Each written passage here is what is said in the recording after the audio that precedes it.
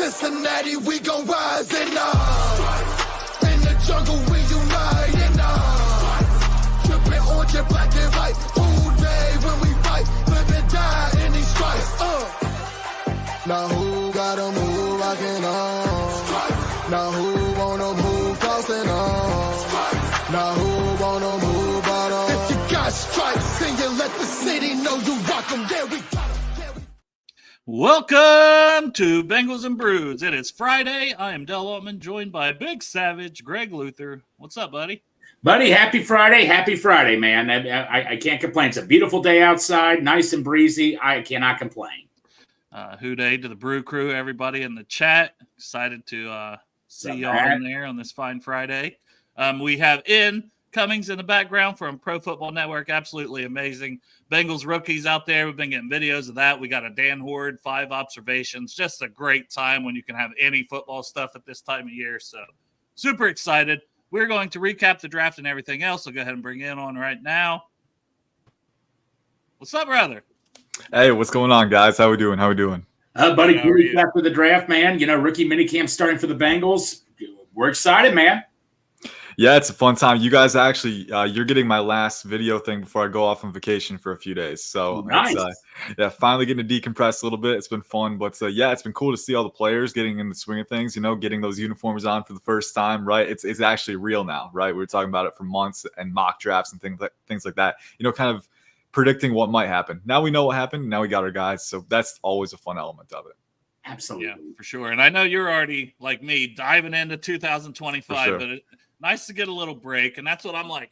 I'm going to try to get as much as I can. I'm kind of through a bunch of offensive guys. Still got to start on the defensive guys for 25, and then I'm going to take a nice long break, you know, before college football season starts. That's the way I like to do it.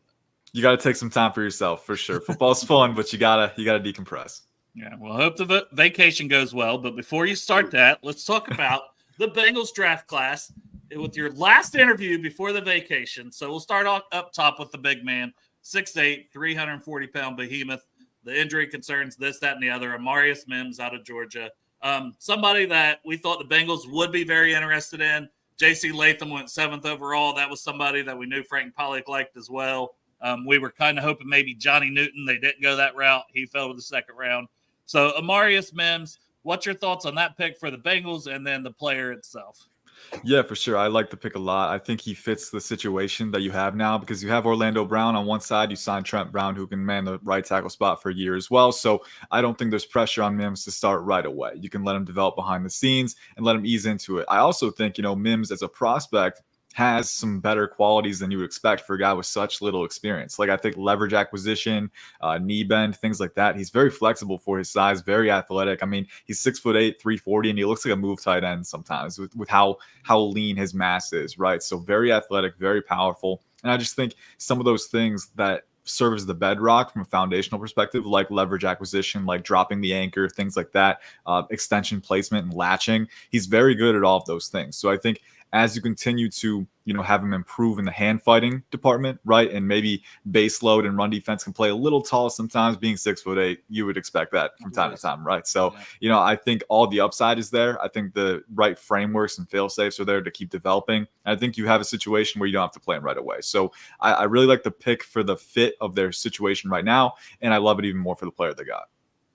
Now, the Bengals haven't talked about this at all, but would you consider playing him at guard, or at least do you think he should be cross-training at guard or strictly focusing on left-right? Because I know they've talked about that. They're going to have him train at both left and right tackle.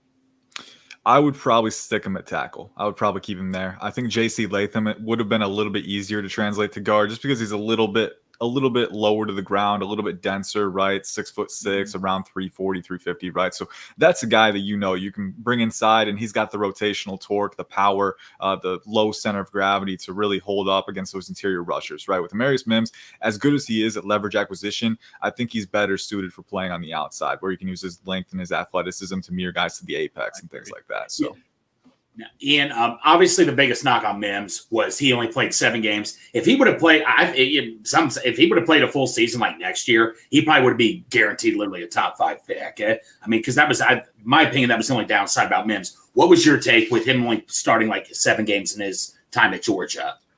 Yeah, for sure. I think if he did play more, then I think the projection would have been even more optimistic for him. And I think, again, what I always try to look at these guys is what can they do? What can they be? Right. And within the small window that we saw a very talented player, a guy who has that leverage acquisition, again, the fail safes that you need. And I think, independent hand usage is one of those things. It's a situational thing. Again, you play the rusher based off of what they show on tape. And a lot of times Mims was more athletic and longer and stronger than the guys, so you could just latch on and nullify rushes like that. So I think there is a really good skill set to work with. The experience for me was more of a red flag in terms of durability, right? Because he did miss a few games, and that was part of what limited his experience a little bit. And then even in the games he did play, there were a couple where he left early and had to come back, or wasn't able to play all the snaps. So you don't just want him to be able to stay available. You want him to stay on the field each week, right? Be able to be available on every single down. So there is that question of can he do that?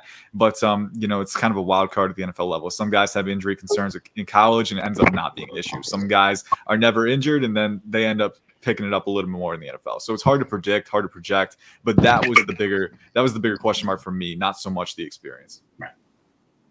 Yeah. And it was the 800 snaps, right? It's not so much about how many starts, but it's like 800 snaps that he totally played. And to put that in context, there's guys that played more than that in one season sometimes. Yeah. So just to give people an idea of what we're talking about with the amount of snaps.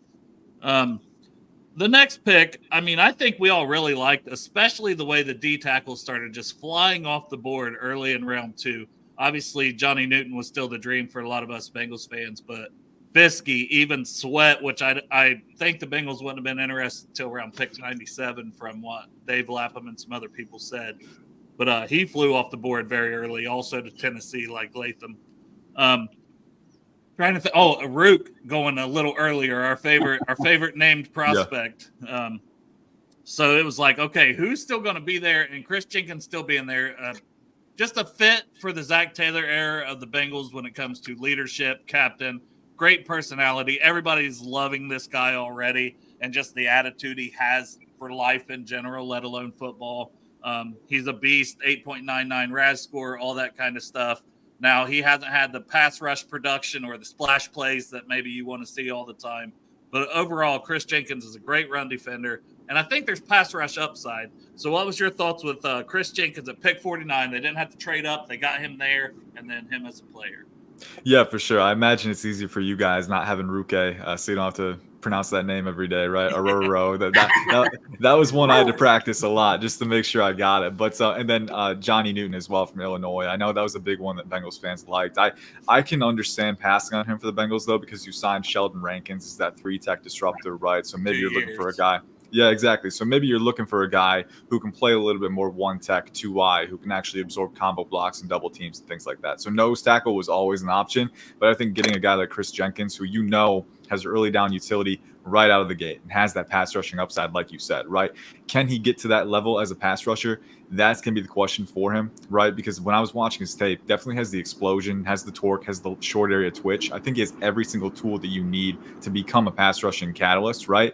But the sequencing with his upper and lower body is still very inconsistent to me. I think he's still figuring out how to use his footwork and his hand usage in tandem to attack rushers, and his pass rush arsenal isn't super deep either. A lot of times it's offset and use a club move, right? Just use that power and that torque, but he's still learning how to apply that on a down-to-down basis. So there is a lot of projection involved with the pass rushing ability, but if I was going to bank on a guy like that, if I was going to try and take a swing, I would want that guy to have immediate rundown utility. So I know that if I need to put him out there, at least I can feel comfortable knowing he's going to hold the line, he's going to prevent displacement, and maybe even penetrate gaps and get some stops in the backfield too. So Chris Jenkins is everything that you need to do that. And I was talking with Dallas Robinson and Jay Morrison over the PFN Bengals pod, and they were talking about how much energy he had in the press conference, right? You want that in the locker room too. So I think that's a great thing as well. So it was one of those picks where it would have been a little rich on my board just because there is a lot of projection as a pass rusher. But again, when you're taking that swing, does he have the tools? Does he have the run defense? He checks both those boxes. I could see him being a captain within a couple of years. Like Jay Morrison was saying, like he just has. He's already become a big fan favorite already with his energy and all. And like I say, like Jenkins and like Dale was talking about here, when all those DTs are going off, because Jenkins I was really high on.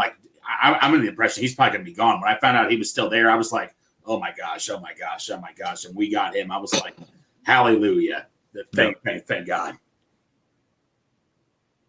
Yeah, I don't know where they would have went after that. Probably not defensive tackle. No. Because even Mason Smith, I wasn't as high on Mason Smith as some people. I thought he's more a third round guy, but you understand the upside and you understand the second year coming off the ACL, what Mason Smith could potentially be, which I think he went to a good situation in Jacksonville, obviously, where he can play now with Eric Armstead and learn from him. And that the coach has that background of, using guys like that with that size and that length on the interior. So I think good situation for him. But that one, I was like, I didn't necessarily wouldn't have loved him. I like Chris Jenkins a little more personally. Our third round pick, Jermaine Burton. It's one that I didn't really see the Bengals taking just because the questions of the character, the maturity, whatever you want to say. Some people say that's overblown, this, that, and the other. It's still questions. The Bengals have not gone that route under Zach Taylor. But the talent-wise, he's a very talented player. No drops this past season. Can make big plays. Has not had the superstar production, but you also had Jalen Milroe, who's still a little bit of a work in progress as a passer as we're looking at 2025 guys at quarterback. But Jermaine Burton overall, what do you think of that pick? I know a lot of Bengals fans are super excited about him and what he could be, especially this year while you still have T. Higgins and Jamar Chase both still on this team with him.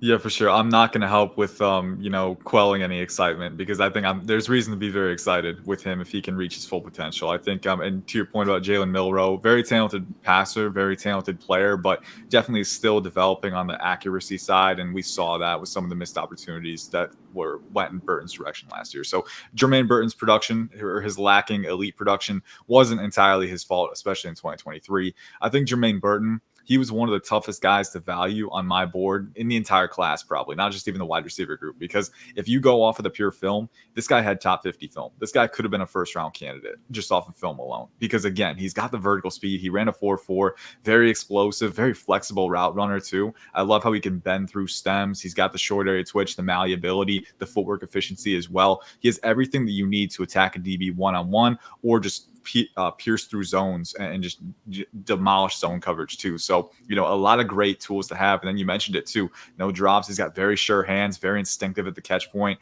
So the 3-level framework, I think the one thing is that he's not the biggest guy as a rack threat, right? But again, I think the speed and agility lends itself very well to rack when he does get space. So you have a surgical route runner. You have a deep threat, an elite deep threat, right? Who can track the ball, who can make tough catches.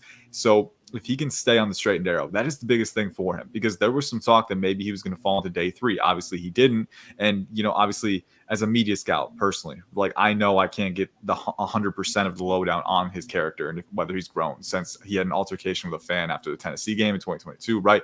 People can change, people can grow. So I think for the Cincinnati Bengals, right, maybe prioritizing these character additions early on in the early rounds and then incubating that growth with a guy like Jermaine Burton, right? You've got Joe Burrow, who's a veteran presence at quarterback. You've got Jamar Chase and T. Higgins, who've been around the block of wide receivers. So, I think overall, if you look at it from the surface, you do have a pretty good supporting system to incubate that, right? But obviously, some guys don't pan out because of that in spite of it. So it's a tough projection to make because of all the uncertainty and all of this stuff we just don't know. And we can't know 100%. But I'll say this. I think if they can keep him on the straight and narrow, if they can integrate him early, he does have the ability to be a game changer on offense because he's a very good deep threat. He's a very good route runner, and he can make defenses. He can stretch them thin because how do you defend T. Higgins, Jamar Chase, and then all of a sudden you've got this elite vertical threat in there. So it's going to be very fun. One of the most exciting receiver trios that I can remember watching. I'm very excited to see how they pan out because the upside is definitely through the roof. Yeah, absolutely. Ian, my question is, could he play the slot at all in your opinion? I think he could. I think with his route running chops, because he's got the short area twitch to be pressed, but at the same time, a lot of guys move into the slot to mitigate that, right? So you get a little more space in there usually. So I think he can be a movement Z for you. You move him around, you let him play off motions, or you can just let him, undergo a different type of release too. I think there's a lot of versatility that comes with his skill set, and that's another added bonus, right? It allows you more flexibility with Chase and Higgins by extension too. So I do think you can move him around. Awesome. My only thing is, I'm a little disappointed because I feel like he's going to have a limited production this year because he's number 81 instead of 3. What do you think about Yeah, that? that was the man. I was a little disappointed. I'm not gonna lie, because I saw, and I didn't know Cincinnati's area code was 513 until I saw it going on. But I was like, man, that would be pretty sick if they were 513, right? And then you wore 3 in college, so it's right there for you. Yeah. And then you wore 81. On the other hand, I am, and I'm a little younger, right? So it might be surprising, but I am a numbers traditionalist, right? I played Madden 05 and 06 when you could only choose the teens in the 80s, right? And I remember I grew up with all the 80s numbers, so I do respect the movement, bringing the 80s back. 81, a lot of history with that one, but come on, man, 3 was right there. You could have made it. You could have made it special, but it's tough. But you take your licks and you move on. I'm okay with it. Yeah. Now, I don't remember where you had McKinley Jackson. I had him as a 4th round guy. They got him at pick 97. For me, it wasn't a huge reach. Now, for guys like Dane Brugler and some of these people, I think Dane had him as like a 6th, 7th round potential guy. Yeah. So what are your thoughts on McKinley Jackson? Where do you have him ranked? I think for what the Bengals need, it wasn't a huge reach. And we kind of talked about that when we had you on the first time. There wasn't a lot of other guys beyond T'Vondre Sweat. It was one of the questions I think that was asked. And it was like, there's McKinley Jackson. There's just some other guy. Like it's mainly day 3 guys beyond T'Vondre Sweat talent-wise. Yeah, for sure. And I think I remember saying too, like if I had a chance to take T'Vondre Sweat in round 2 or McKinley in round 3, I would almost prefer McKinley because of the off-field concerns with Sweat, right? And again, that's another thing that we can't quantify completely, right? But you get a DWI the month of the draft, that's gonna send up a signal flare, right? Like that's not a great thing to have happen. And he went round 2 anyway. But me, if I was doing the information gathering, right, I would maybe feel a little more secure about the value that you get with Jackson in round 3. And Jackson was a fringe top 100 guy for me. I believe he was in the top 120 on my board. I'll have to go back and double check, but he was somewhere in that 100 to 120 range. So just outside. And I think, you look at the nose tackle position, it's generally a little more scarce, that niche that you fill. It's pretty unique. Not a lot of guys can do that. So I think you do see teams pick those guys a little bit earlier than expected. I know the Lions picking Broderick Martin from Western Kentucky in round 3 in 2023. That one got a lot of eyeballs, but hey, a nose tackle, right? And that one didn't pan out quite as well in year 1, but McKinley Jackson did great in that 100 to 120 fringe for me. I think the biggest thing for him, because again, 6'1", 320, 325, right? But almost 34-inch arms. So you're 6'1", you're pretty low to the ground. He's got a really strong center of gravity. But at the same time, too, with those near 34-inch arms, he can make contact. He can latch on. He can win the contact battle early off the snap. And he's pretty explosive and twitched up for his size, too. He's got good energy as a pass rusher. So I think for McKinley Jackson, interestingly enough, you have a nose tackle who the biggest thing that he can improve on, right, is maybe being a little bit sturdier in run defense, right? And I know that sounds like a red flag off the top, right? But I do think he has the density to withstand double teams. He's shown that he can do it, right? Withstand double teams and combo blocks and maintain the line. The biggest thing for him, because he's a little bit shorter, doesn't quite have as much surface area beneath him to hold ground, right? T'Vondre Sweat is 6'4", so you can see him, like he can absorb really well. McKinley Jackson isn't quite as natural at that. That said, he is so dense, so compact, so strong. I think he can hold that line too. So you have a nose tackle with a lot of pass rush utility and a lot of run defense upside. I think the value in round 3 is pretty great. And I think especially on this defensive line with the other guys that you have now, it can be a really good pick. I'll tell you one thing about McKinley. He was a team captain when he first came here. He said the first thing he asked the Bengals, "Can I get the playbook already?" So he's like ready to go. He's he's got that. Hey, I'm ready. Let's get to work right away. I mean, that's right there for me. That's a plus in my opinion, right there also. Yes, sir. And he's not high. He just looks high. He has resting weed face, and everybody's like, "Man, he's baked." I'm like, "Man, that's just his face, people. You're being mean. Let the man live. He just looks like that, okay? He's not high all the time. That we know of." That we know of. Yeah, no. We'll move to Eric All. Now, this one, I had him as a 5th round guy. I know some people were like, he's my tight end 3, he's my tight end this, he's my tight end 2. I'm like, I didn't have him that highly rated just because the back surgery, the ACL. That's a lot of things that start piling up when you're talking about injuries with one player. And I just thought 4th round seemed a little early to me, but talent-wise, I'm okay with the pick. What are your thoughts on Eric All from Michigan/Iowa this past year, who put up some good production before getting the ACL? Yeah, I think anytime on day 3, right? Once you get to day 3, the boards really spread out in terms of the variance, right? Who teams have rated the highest remaining, right? So once you hit the day 3 range, I can see the merit of taking a guy like Eric All in round 4 because he is so talented when he is healthy. That's the biggest thing, right? I think he has a lot of injury concerns in his history, but you look at what he was able to show on tape when he was healthy, right? He's a very good, I think he's a pretty good route runner for his size. Yeah. I think he's got pretty good fluidity, pretty good footwork efficiency on breaks. He can cut tight stems on digs and out routes, and he's got really strong hands over the middle of the field, too. Pretty good blocker as well, good utility tight end. So, again, more security for you, taking him that early. And then he's a pretty good rack threat, too. He's got good leg churn and power drive as well. So, I look at Eric All, and I see a guy who, at that point in round 4, the opportunity cost of taking him over someone who has less injury concern is a little bit lower than it would be in round 2 or round 3. So I'm comfortable taking that swing, and I think he has the all-around versatility, the all-around utility to be a really solid player for your offense. So if he can stay healthy, I can see him being a potential future starter. That's the biggest thing for him, right? Because he had multiple season-ending injuries, but he is a guy who has the complete palette of tools and operational utility at his disposal. So I thought it was a really good pick. I think it was a pick that, if he can stay healthy, it could pay dividends down the line. Hey, Sleeping Beauty, Pork Chop. What's up, man? Make sure he was good because, he said he wasn't going to be on here Monday, but I'm like, oh, he's going to be on Friday. This man, he works night shift, to be fair to Pork Chop. To be fair. My roommate does the same thing, so he's usually up around this time too. So I get it. I totally forgot to set my alarm. Well, I was like, are you good? And he's like, oh, man, I just woke up. Give me a minute. And I'm like, dude, it's perfectly fine. I'm just checking on you, the person. Yeah. I saw the thing. I was like, are you good? I was like, what the fuck? I'm like, good about what? And I'm like, oh, shit, it's Friday. I'm missing Ian. In general. Man, disrespect. Ian, I'm so sorry. If you could ever find in your heart, forgive me. Disrespect that I have showed you today. I apologize. It'll be an uphill battle, but I'll try. I know. I will earn my respect back. I appreciate it. We are now into our 5th round pick, Josh Newton from TCU. This is where I had him rated personally on my board, was 5th round. I know coming into this season, he was maybe late first, second, maybe 3rd round guy, and didn't have the greatest season, but wasn't terrible. He's very grabby and physical, sometimes too physical and grabby. Even the ones that didn't get called, I thought could get called, that may get called in the NFL. And I don't know what his best position is, if he's going to be a slot, an outside corner. I think he can do a little of both, but I think he's around 5'10", 190, 185, something like that. What are your thoughts on Josh Newton overall as a player? I know 3 years, Louisiana Monroe, I think, and then the last 2 at TCU.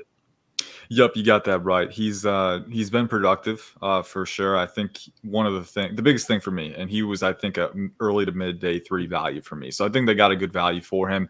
My player comp for him is actually Steven Nelson, I think, was my player comp for him. So pretty solid pro, who's never been an elite starter, right? But again, the ball skills are there, the playmaking ability at the catch point. The biggest thing for Josh Newton is that he's not an elite athlete for his size, right? 5'10", 5'11", around 190, 195. And you don't see the same amount of vertical speed or explosion that you would want to. I think he's explosive enough. I think he's athletic enough. But that non-elite athletic profile, that ceiling, can get him in some trouble. And I think part of the reason that he grabs a lot, first off, he's physical, right? And I think you saw the mentality that he has in that opening presser, right? He was kind of letting the vocabulary loose a little bit, right? So you can see he broke the record for shit. Yeah, exactly. He broke the record for shit. So you can see the competitive mindset with him, and I think that shows up on tape with how physical he is. But I also think sometimes when he loses a step on guys out of releases and out of breaks, that's when he has to rely on that physicality to a fault and grab guys because he doesn't quite have the elite recovery speed to make up ground with that alone, right? So I think the non-elite athletic profile is something that reduces his ceiling a little bit. But again, he can play the slot, he can play the boundary. I think, like you said, you have some long-term uncertainty at both spots. So I think he does help hedge for that and give you depth at the very least. And he's very physical in support, man. That was one of the funnest things about his tape, is that for his size, he's not afraid to attack blocks and surge downhill and just really enforce and kind of impose his will. So I love his playmaking mentality, both in support and at the catch point. And I think even though he's not an elite athlete, I think he has enough of that competitive mentality and enough athleticism to be a factor, either as a rotational starter or maybe a spot starter down the line. And How is he can use that physical. I was going to say can use that physicality on special teams. Absolutely. Yeah. All day long. Is he a good tackler? He's a pretty good tackler. I think there are some times where the length impacts his ability to wrap up. But in general, I think the competitive mindset, getting in position pretty quickly, that helps him. Yeah. Willing tackler, and a lot of times at corner, you'll take a willing tackler. Yeah. The next guy, we doubled up at tight end, Tanner McLaughlin. Now, I really did like him. Him and Eric All was like very close on my board, same round, everything. They were both fifth round, actually. We got one in the fourth, one in the sixth, so they kind of split that for me. But more of a pass catcher, older prospect. I think he's 25 years old already, so he's been buying beer for his teammates for several seasons. Yeah, right. I can't remember the smaller school he was from off the top of my head, but a couple seasons at Arizona also. What are your thoughts on Tanner McLaughlin? Broke some Gronk records. That's never a bad thing. He is not Gronk. Don't get it twisted. But he is a pretty good receiving tight end kind of option, especially getting him in the sixth round. Yeah, for sure. And I think I was a little surprised that the Bengals doubled up on tight end after getting Mike Gesicki in free agency. Now, granted, Mike Gesicki doesn't really move the needle for me. I just, as a draft evaluator, you try and decipher team intent when you're doing those mock drafts in March and April. And I wasn't sure they were going to double up because of what they did. But, I'm happy. Well, we didn't get any last year when we thought we were going to take one. So we were like, we don't even know. So it's a wild card. You just kind of hold on and see what happens, right? But I think of any duo that they could have come away with on day 3, this was one of the better ones. I think Eric All is your all-around utility tight end if he can stay healthy, right? The blocking is a very good skill of his, the route running, the strong hands over the middle. I think Tanner McLaughlin, like you said, is that passing attack weapon, right? I think he's a guy who, and the early down utility might not be quite there as much. He's 6'5", but under 250. The play strength as a blocker does show up at times as an issue. He doesn't sustain blocks or drive power quite as well as Eric All. With him, you're probably looking at him as kind of that passing attack weapon because he's a former wide receiver. So he transitioned from wide receiver to tight end. And I think what really shows up with him that very distinct on his tape as a result is that fluidity and natural feel as a route runner and a separator, right? And a rack threat too. He's got pretty good gliding athleticism in space, got pretty good speed and burst for his size, tracks the football well, can contort and use that body control to maximize his chances and leverage at the catch point too. So, I don't know if he's elite in any category, but I look at him as a really solid safety valve in the passing game. He's got some versatility with how you employ him. He's not going to be a great blocker on day 1. So, if you want someone with a little more schematic flexibility or, can disguise looks on early downs with play action, Eric All might be the better play. But if you want a guy who can play big slot in space a little bit, can run a variety of routes and, be a weapon at the catch point at the tight end position, I think Tanner McLaughlin has some rotational utility right off the bat. And if he can up his play strength, could end up being a starter as well. So again, a different kind of upside, but still upside. Yeah. Yeah, and you can't go wrong in the 6th. Now, I got irrationally excited about this next pick. Cedric Johnson from Ole Miss. 4 seasons of decent production at Ole Miss in the SEC, and he's still only 21 years old.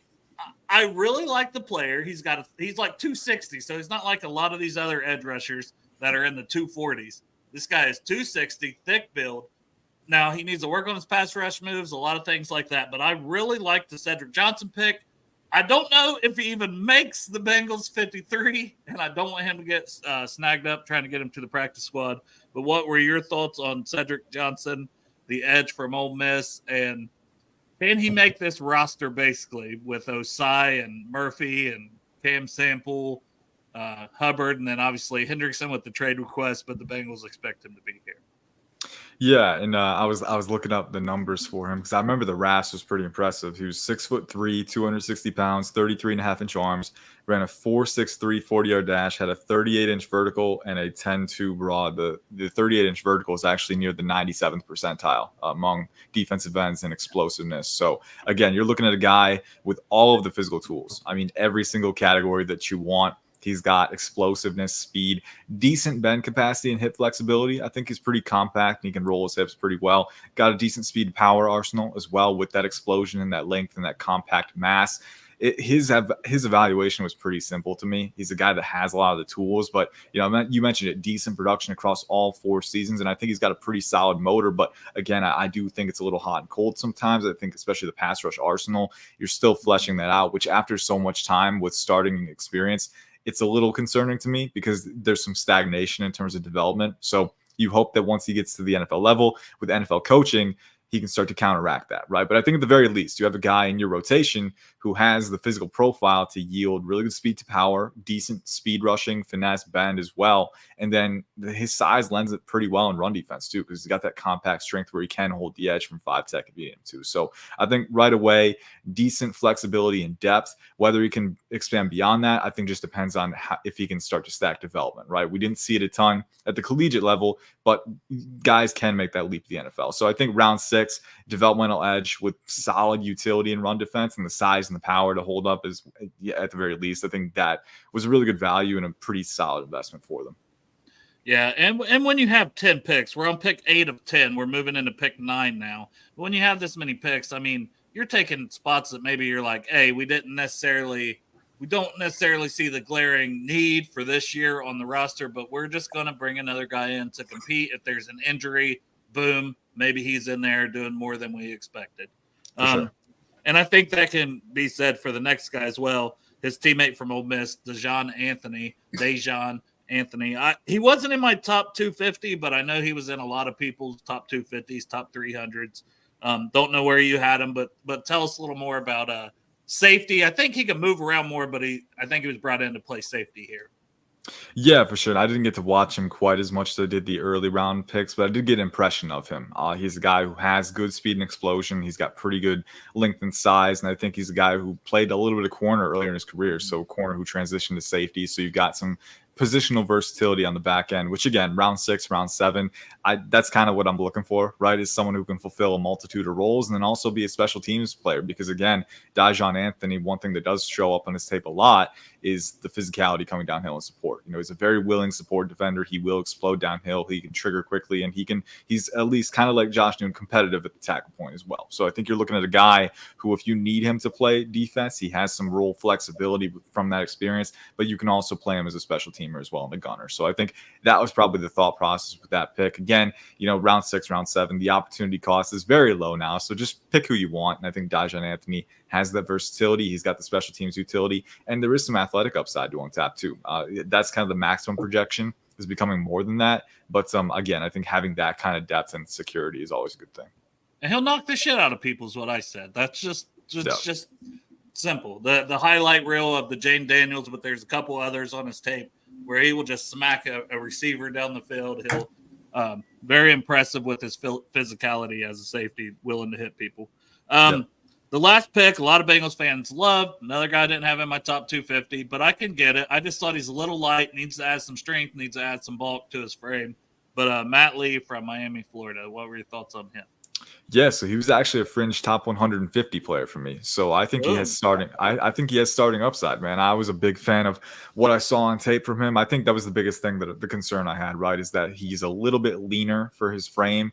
A little bit not skinnier, but like some of his limbs are kind of like lean. So you want him to add more mass and pack on some more weight. But he's a guy who definitely has the athleticism. He tested very well, and it shows up on tape, the short area quickness, the explosion out in space. And then one thing that struck me across multiple years of starting, he was at Central Florida, and then he transferred to Miami for his final season. Very alert player, very alert off the snap and run in the running game. He gets to his angles quickly. He doesn't waste any time. And then in pass protection too, he's very good at processing layered blitzing, loopers, right? Stunts and other things like that. Very good at adjusting his alignment, shifting his focus, and he doesn't get tunnel vision. He's got very good full field vision on those plays.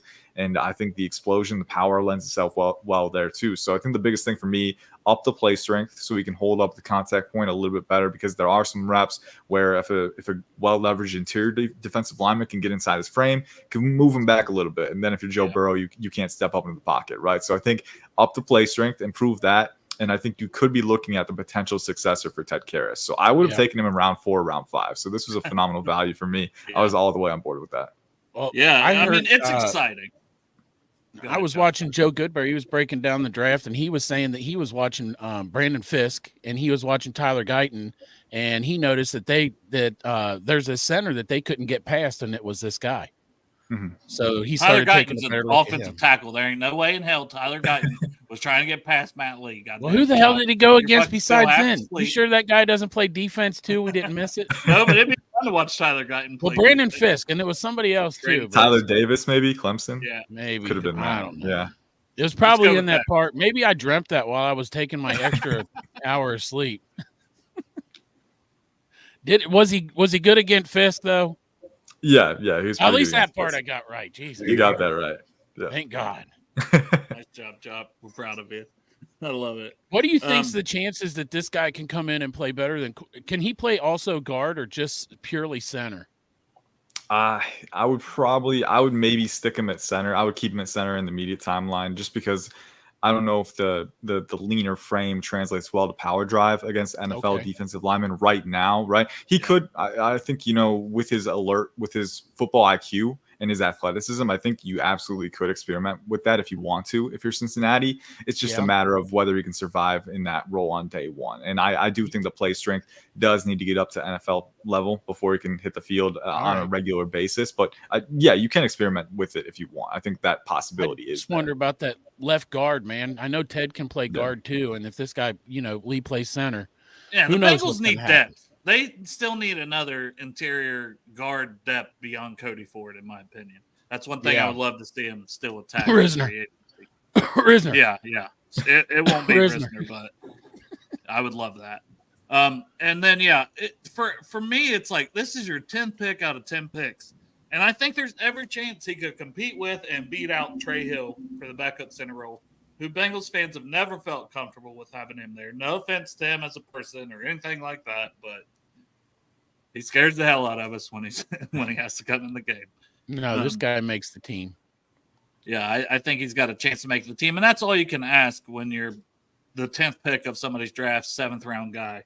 So it's definitely exciting. I want to touch on a couple undrafted free agents, one being Aaron Casey, who I believe the first time I even heard the name, he ended up in my top 250, but was when we had you on the first time as like a late round potential sleeper kind of linebacker prospect. I really like what I see from him. Now he's undersized. He did not test well. Being undersized, that was probably the biggest reason he went undrafted. But the dude can make plays. I think it's 6.5 sacks last year for Wisconsin. I think he played a lot of special teams as well. I think he could be a damn good special teams, potentially make this roster kind of guy as an undrafted free agent. Yeah, for sure. He was at Indiana, I believe, but 6'1", 230, 32-inch arms. I think he ran a 4.69 40-yard dash, 34-inch vertical. So not an elite athlete, but not a liability either. I think mainly what you're looking at with him is that, you mentioned it, 6.5 sacks, and then he had 20 tackles for loss last year too. So this dude makes plays in the box, behind the line of scrimmage. I think his instincts for coming downhill. There was one game in particular that really caught my eye. It was Ohio State, where I think he might have had 3 or 4 TFLs in that game. Just every single down man, charging downhill, making the right read, making it quickly, and attacking downhill, and just getting to the ball. I think his ability to work efficiently downhill, but also have that aggression and just that confidence with how he plays is so inspiring, as a defender and a special teams candidate too. Again, not elite size, not elite athleticism, but I think the motor and the want to is going to help him stick around, either as a special teamer or rotational Sam backer even. I think he's got potential spot starting ability. I do. I think he was draftable. So I love the fit, with the depth of that linebacker room. I think he can fit that very well. And I think there's a good chance that he can maybe exceed his value and potentially be a solid player. Yeah, if he even makes the roster and as a special teams guy is undrafted, that's exceeding expectations. What about, I'm not even going to attempt to pronounce the name. Anything for the kid from Wisconsin, the linebacker they brought in. Do you think Casey's better than him? I don't know if it's Muma or Mema. I was saying Mema, but then I was on the podcast I was on the podcast with Dallas Robinson and Jay Morrison, and they're like, I think it's Muma. So I don't know what it is, man. But Jong Meta is the last name. Jong Meta.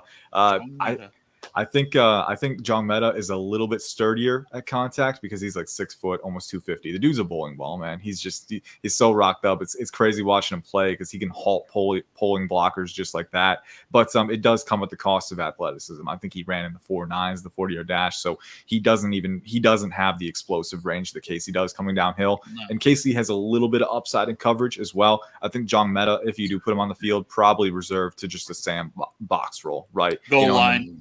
And special team stuff like that. So I think Casey has more projected versatility. Jong Meta is a little bit sturdier just because he's a block of rock, but I think Casey has a little more upside. And then the one that the Bengals fans mostly get excited about is Austin McNamara. You're right. to compete with Brad Robbins at punter. I don't know if you scout special teams guys. I do not typically. Yeah, I don't. Maybe I should get into that this next cycle. Maybe that's my next area to span into. It's a lot. Dude, the thing is, like, there's so, especially these past couple cycles with the COVID years, right? A lot of players are going back as opposed to declaring. So the depth of these past few classes at skilled positions has been has been overwhelming at times. So there's a lot of ground to cover. So I use the time that I would spend on special teamers on guys like QBs, running backs, receivers, tight ends, defensive players, just guys who might hit the field and actually make an impact in those space. Not saying special teams isn't important. It is, right? But there's more that goes into scouting other guys. So what I have seen of McNamara, big leg, a lot of experience, has some good flashes of precision and, under the 20-yard line. So I think, and from what I heard too, Brad Robbins was pretty inconsistent last year for the Bengals. So, we know punter and kicker, those are two positions where it kind of goes in hot streaks and cold streaks. And if you get too bad of a cold streak, that can open the door for someone to come in and compete. So I think McNamara has a shot to do it, right? And I think he's a viable candidate for them. That's as far as I can go, though. I'm not a punter expert. Yeah, and I need an intern to look at. Listen, last year I wasn't worried about it because I had Shane Graham will come on the show pretty regularly, and I would talk to. I haven't talked to Shane. He's busy doing all these camps. Former NFL kicker. He's running a bunch of camps. That's a subtle flex, I know. But but he was my guy last year. Like Ethan Evans, he talked about him, and I looked into him a little bit last year, and I kind of liked. And he had a good season for the Rams. He mentioned Robbins as a potential option that we did end up drafting.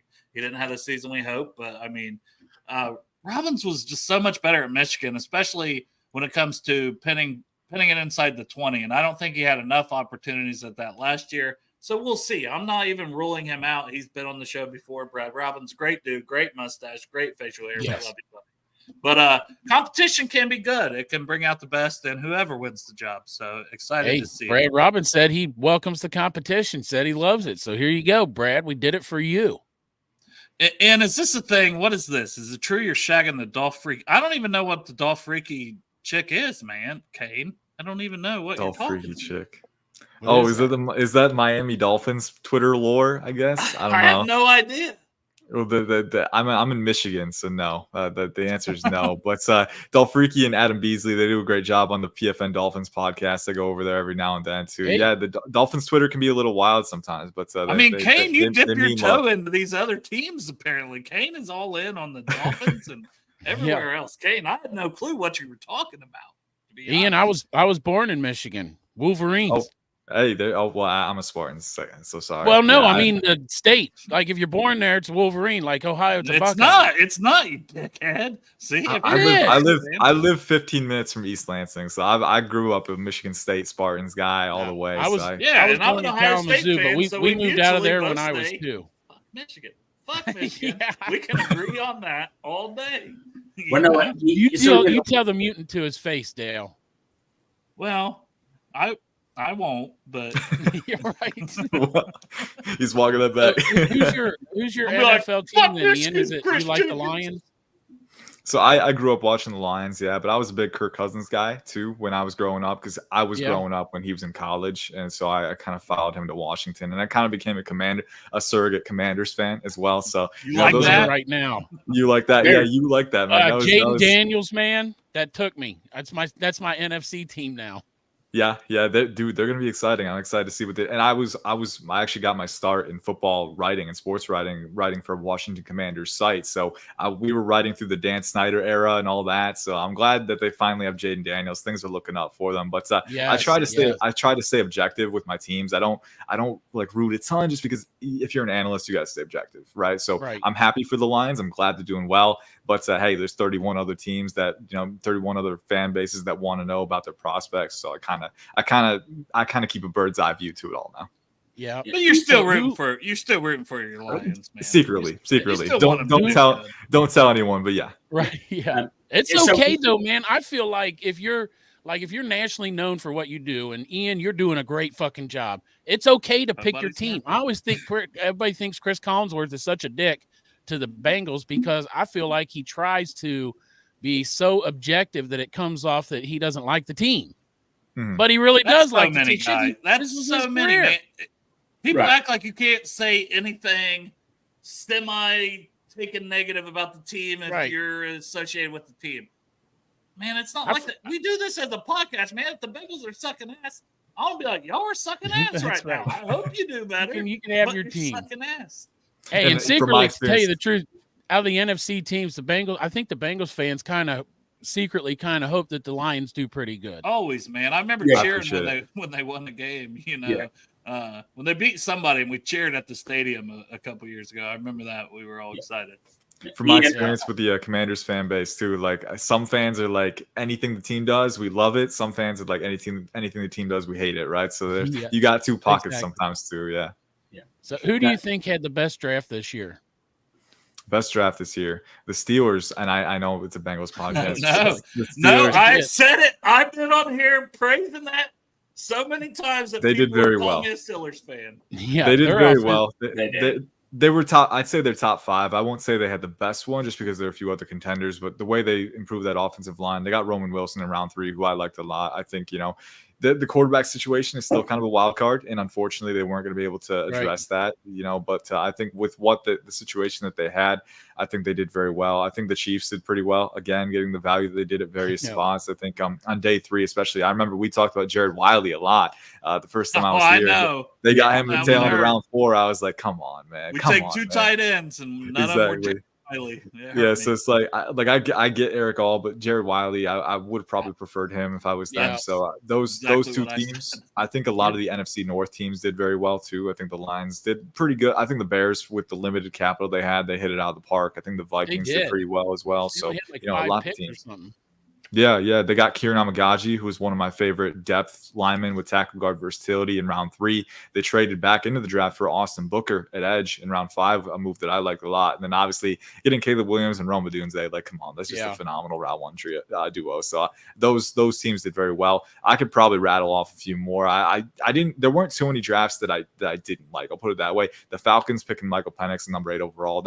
I know everyone rags on that, but man, it did not fit their timeline at all. You just paid Kirk Cousins $100 million, and you could have used that 8th overall pick on Rome Odunze or Dallas Turner or Latu, someone to help win now with Cousins, and now you're kind of stuck between timelines. So that was a pick that really, I think, set their entire draft back. But aside from that, there weren't too many teams where I looked at what they said and said, oh, I wouldn't have done that. Like a lot of teams played within the bounds, and I think had a pretty good haul for sure. Yeah, and I'll mention another one to piss off Bengals fans. Or maybe you mentioned it, and I was looking through my stuff here because I go through and I look at all the different and where I had them ranked, and then I compare that to where they went. So like Baltimore, the Baltimore Ravens. They had a pretty solid draft, Yeah, because it's +4 from where I had ranked Wiggins, +9, +33, +27, +88. Just the first 5 picks are all like. They got the value from where I had them rated. So that's how I've been trying to because these grades are so subjective and for sure. It's all BS because you don't know. There's so many factors where you go, this, that, and the other. Grades are crazy. But it's something I heard Daniel Jeremiah talking about, something similar of looking at where he had players ranked to where they went and then trying to make that as a grading thing. And I'm like, you know what? I'm going to do that. And then look at my grades. So, Baltimore was definitely one of the best ones when I went and did that. Detroit was very high, especially weighted with their first 2 picks because I love the first 2 and another picks. team too. Value late. Yeah, Washington, and I know we just talked about them with Jaden Daniels, but what they did on Johnny Newton and Dan Quinn's scheme, I love that scheme fit. Mike Sainristil was one of my favorite players in the draft, bar none. Ben Sinnott as well, tight end, was a top 50 player for me. So I think what they did on day 2 was very impressive as well. But yeah, you mentioned the value board and things like that. 2 years ago, I would have been like, oh, this team gets a C+ for this pick because they got this player on day 3, but this player who I rated 80th overall was still available, right? So now I'm a little more lenient when it comes to that. Round 1, if there's a massive reach, I'll say that was probably a reach, probably could have gone better. But once you get to day 2 and day 3, the variability with every team's board just goes out the window. Just endless probabilities, just based on the complex social system that is the NFL draft. So you just roll with the punches, and you I try to acknowledge the rationale behind each pick, and usually there aren't too many that don't make sense in that range. And day 2 is my favorite day of the draft. I think that's where teams get the meat and potatoes of their team, and then what they can, if those picks are good and they pan out, or I think they're value picks, that's where I'm like, I'm going to bump you up. And then obviously your first round pick's your first round pick. If I love your first round pick, I've got to, you've got to weight the grades a little bit too. Like, oh, I loved your 7th round pick. He might not even make the team. I loved it though. It's like, he's still a 7th round pick. You can love it, but you got to weight him a little bit. Yeah. You guys got anything else? It's 50 minutes in, so I don't. The only other thing I was going to ask is who had the Greg's best got draft in our division, but you already said that felt like the Steelers might be the best overall, so that answered I that. had Baltimore a little higher, but that's my TJ Tampa love. Who would you think had the worst draft in our division? In your division, Cleveland, because they didn't. It feels like a cop out to say Cleveland because they didn't even have a first rounder. But I think all those teams drafted pretty well. I can't remember off the top of my head who Cleveland got on day 3. I know they got Michael Hall Jr. on day 2. Zach Zinter as well. Zach Zinter. Okay, so that's a decent pick as well. Yeah, that's first 2 picks were pretty solid players. I would just say the Browns by default, unfortunately, just because they didn't have that round 1 pick. And I thought the Steelers and Ravens both drafted well. And I think the Bengals drafted pretty well, too. So I think that the AFC North was one of those divisions. Like, every team was solid. So if you're the Browns, just not having that first rounder, it hurts you a little bit. I also think the Browns didn't need a first rounder because the roster was pretty solid from year over year. The question mark is quarterback with them. And they can't get rid of Deshaun Watson until like 2026 or 2027. Right. So I don't know what you're going to do there. That's a different discussion. But, I think roster-wise, they did okay. They did what they needed to do, but some of the other teams, the AFC North, did a little bit better. Yeah, they only had 6. Sorry, Greg. They only had 6 picks total, and after Hall and Zinter was Jamari Thrash, who I didn't love that much. Nathaniel Watson, who I had 7th round and went 6th. Miles Harden, I had him 6th round, went 7th, and Jawan Briggs, the D tackle. A lot of people wanted us to. So I mean, it's not awful, but there's nothing that like beyond Hall and Zinter, there was nothing that's like, wow, I do like Thrash. They got him on day 3, right? Round 4, I believe. Yeah, that's where I would have taken him. Round 5, actually. So not too far off from where. Even better, because he's a really good route runner. He's very fluid. He's got pretty good rack ability as well, enough vertical speed. The thing with me was at the catch point. He's not really a big factor at the catch point. He doesn't do well against physicality. So I think a good rotational receiver at that point. Jawan Briggs, I like in round 7. And who was I know Nathaniel Watson was a little rich for me where they took him. And Miles Harden from South Dakota, the safety / corner, I like quite a bit. I do like that pick a lot. He was a top 150 player for me. I think especially with Greg Newsome, I think the long-term situation is a little uncertain with him. So if you need a nickel defender, Miles Harden, I think, can be that guy. And they got Martin Emerson now on the boundary, who was one of my guys when he came out. I'm so happy to see him playing well. But Miles Harden was a good player too. So they did good. Again, it's just when you don't have a first rounder, the margin for error is a little bit slimmer. And a lot of these teams, the AFC North, again, I think they all drafted pretty well. And I know I'm on a Bengals podcast, so I'm supposed to say that. But I legitimately think the Bengals drafted well, for sure. We don't do that to where we just we give our state the facts. No, but now, Ian, obviously the one position I kind of wish the Bengals would have took as a running back, like Estime in the 5th round. He was close to falling down to us. In free agency, we picked up 2 guys, the Oklahoma State and that running back out of LSU. Noah Cain from LSU. Noah Cain. Do any of those 2 running backs do you see making an impact on the Bengals? Tell him what's up with Noah Cain. I could. They could for sure. And I'll be honest, I didn't get to watch Noah Cain in depth, but from what I remember, and I think he played at Penn State before he went to LSU, if I remember correctly. So he's got some physicality for sure. I don't know how dynamic across phases in the passing and running he is, but again, he's got good size and physicality. So you have that at least. Elijah Collins, I have a little bit more knowledge of because he used to play at Michigan State and he actually almost reached 1,000 yards back in like 2019 or 2020, right? So it's been a while. He's had some injuries. He's a little bit older, but he is explosive. I think he ran a 4.51, had a 38-inch vertical at around 6 foot, 214 pounds. So pretty good density, explosion, got some short area agility in the chamber as well. But again, not a really viable threat in the passing game. He didn't have very much volume at the collegiate level. So if I had to go with my gut, I'd say, maybe one of these guys makes the roster just because of probably attrition. 0 of them. Yeah, but I would say probably 0 because they brought back Chris Evans, right? Travion Henderson as well. And then they got Chase Brown, they got Zach Moss, who in a really limited sample with the Colts was very good last year before Jonathan Taylor came back. So I think they'll run with that. I think you have an opportunity in the 2025 NFL draft because that running back class is absolutely stacked right now off of initial viewings. There's so many good players there. So I think the Bengals can ride out the season with what they got right now. But I think one of those UDFAs might stick on the practice squad. I think that's probably it. Oh, for sure. I definitely I'm think just imagining Dale and Ian on a phone call at night, just like all fucking night, like twirling the cord around in their finger, talking about the draft. Dude, if you love it, you love it. I know. I'm just saying. Look, I love it that you love it. That way, you can help me learn. You know what I'm saying? Exactly. I know, Ian. You go on these other shows, and you're like, most guys don't start, but I already got my top 100 board. This guy's had his too. Yeah, I'm working. Yeah, we're best friends with a guy that lives, eats, and breathes the draft. Also, we know the grind, man. We know the grind. It's a lot. I was gonna say one thing that I've noticed already, and I haven't even got deep dive into the defensive players.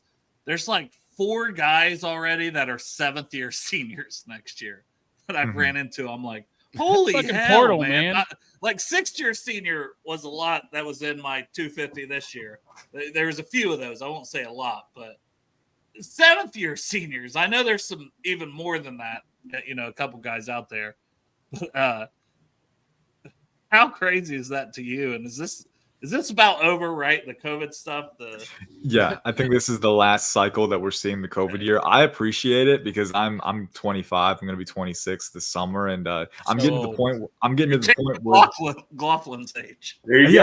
I'm getting to the point where some of these prospects are younger than me, and I'm like, what the heck is going on? Like this is not natural. And I get it. My kids. It's uncharted territory for me. That's the problem. I got to get used to it. So I appreciate the 7th years. It's so fucked up, man, for me to sit here and say a 25-year-old's so old. It's crazy.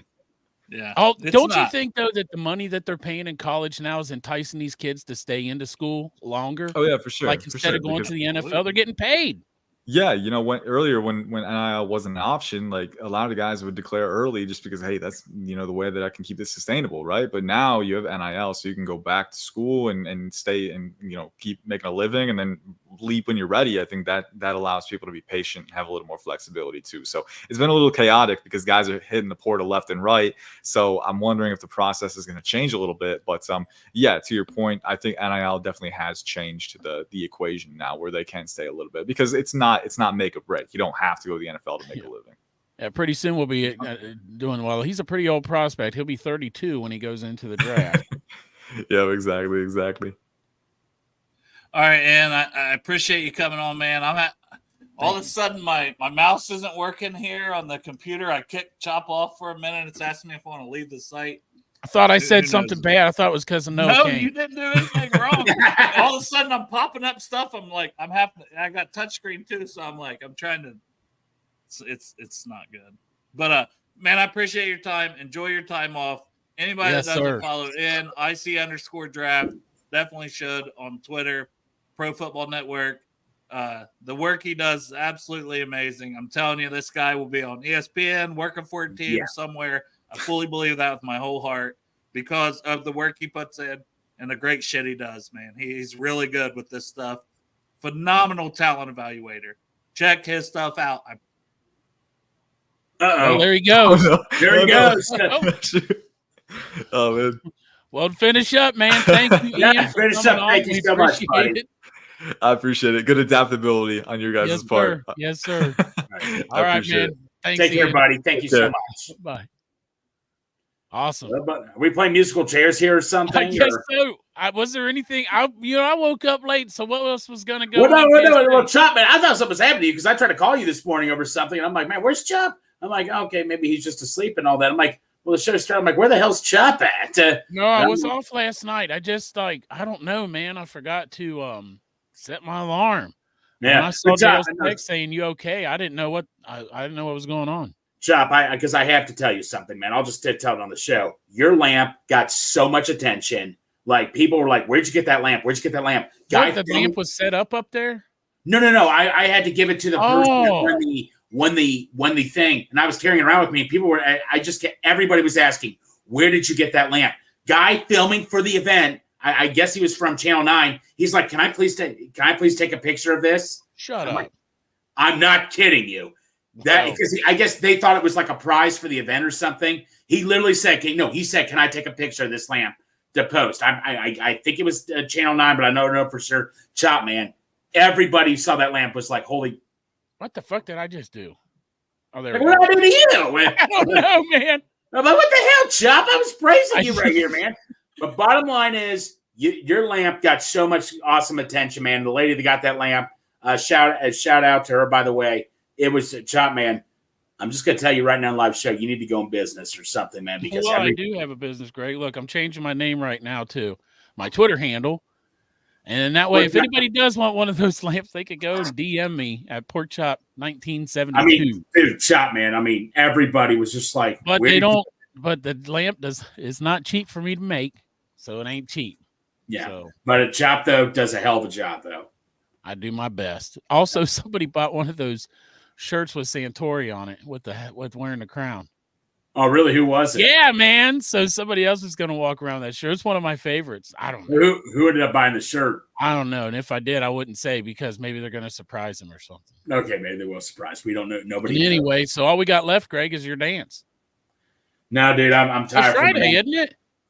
Dude, no, I'm tired for the day, man.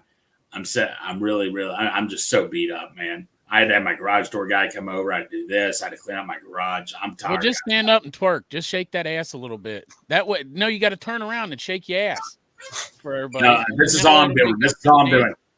Guys, this is all I'm doing. Look, man, people are talking sorry. about No, guys, I don't care. I'm sorry, guys. I'm sorry. I'm taking the day off. I apologize. Come on, Greg, man. Sorry. Hey, I'm sorry, guys. You're going to ruin everybody's weekend, Greg. That's how we start the weekend. I know, man. Hey, it's but you Friday, know what, Greg. I know it's Friday, but I'm sorry, guys. I apologize. Sorry. I don't have any pants on, or I'd drive over there. Yeah. I don't have any pants on. I hurried up and turned on my computer before I put my pants on. All right, man. I guess that does it then, right? Yeah. No, thank you all for tuning in, and shout out to Ian for coming on the show. Thank you guys so much for the support. What do we got going on Monday? Do you know yet? We have no idea. We'll see what happens. We'll have a show Monday at 3:30. We'll definitely have a show Monday. Hey, you don't know what'll happen in the future. So hopefully something tell all your friends to come here on Monday and watch a show. Exactly. Who Day, guys. About stuff. All right. Who Day. We'll see you later. See Peace, love, and